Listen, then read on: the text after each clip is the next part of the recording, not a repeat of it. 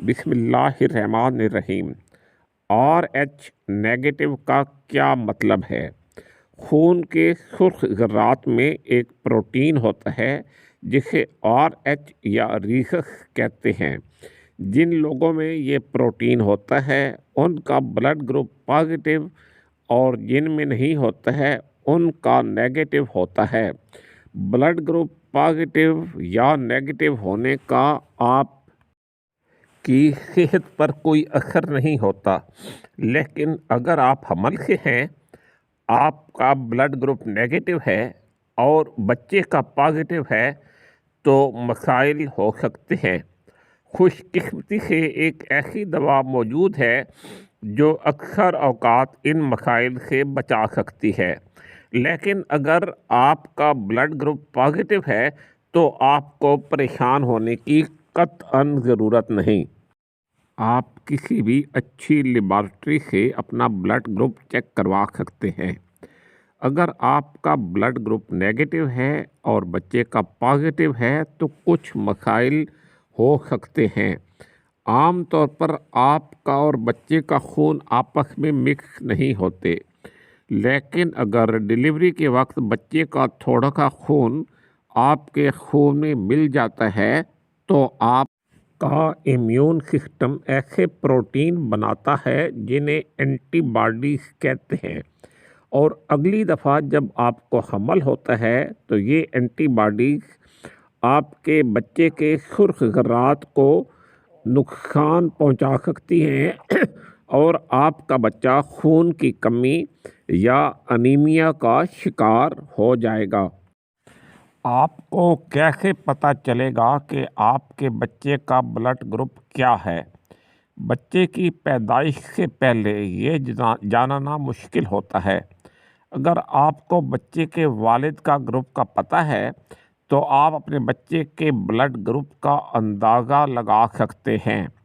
اگر بچے کے والد کا گروپ پازیٹیو ہے تو بچے کا بھی پازیٹیو ہو سکتا ہے، لیکن اگر آپ کا گروپ نیگیٹو ہے تو بچے کا گروپ پازیٹیو ہی سمجھا جائے گا۔ اس طرح بہت سے مسائل سے بچا جا سکتا ہے۔ چونکہ آپ کا بلڈ گروپ نیگیٹو ہے، اس لیے کچھ ٹیسٹ کیے جائیں گے تاکہ پتہ چلایا جا سکے کہ آپ کے جسم میں اینٹی باڈیز تو نہیں ہیں جو بچے میں انیمیا کر سکتی ہیں۔ اگر اینٹی باڈیز نہیں ہیں تو کچھ دوائیں دی جائیں گی جو ان اینٹی باڈیز کو بننے نہ دیں، جو آپ کے بچے کے سرخ خلیوں کو نقصان پہنچا کر انیمیا کر سکتی ہے۔ اس دوائی کو اینٹی ڈی امیون گلوبولن کہتے ہیں۔ یہ انجیکشن کی شکل میں آتی ہے اور آپ کو تیسری سہ-ماہی میں لگائی جائے گی۔ بچے کی پیدائش کے بعد اس کا گروپ کیا جائے گا۔ اگر پازیٹیو ہے تو ڈیلیوری کے بعد آپ کو اس دوائی امیون گلوبولن کا ایک اور ٹیکہ لگایا جائے گا۔ اگر آپ RH نیگیٹو بھی ہیں تو ان حالات میں آپ کو یہ ٹیکہ لگایا جائے گا۔ اگر آپ کو حمل کے دوران بلیڈنگ ہوئی ہے، اگر مس کیریج ہوا ہے، ابارشن ہوا ہے، اگر ایکٹوپک پریگننسی ہے، لیکن اگر آپ کے جسم میں اینٹی باڈیز ہیں تو یہ انجیکشن نہیں دیا جائے گا۔ آپ کو ایک صحت مند بچے کے لیے اپنا اور اپنے خاوند کا بلڈ گروپ پتہ ہونا چاہیے۔ اگر ضرورت ہے تو اپنے ڈاکٹر صاحب کی ہدایات کے مطابق اینٹی گلوبولن ڈی کا انجیکشن لازمی لگوائیں۔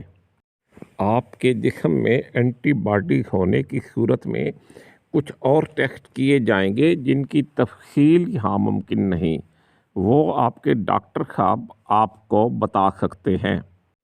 اینٹی گلوبولن ڈی آپ کے اگلے بچے کی حفاظت کے لیے ہے۔ میرا channel your health Urdu subscribe کریں۔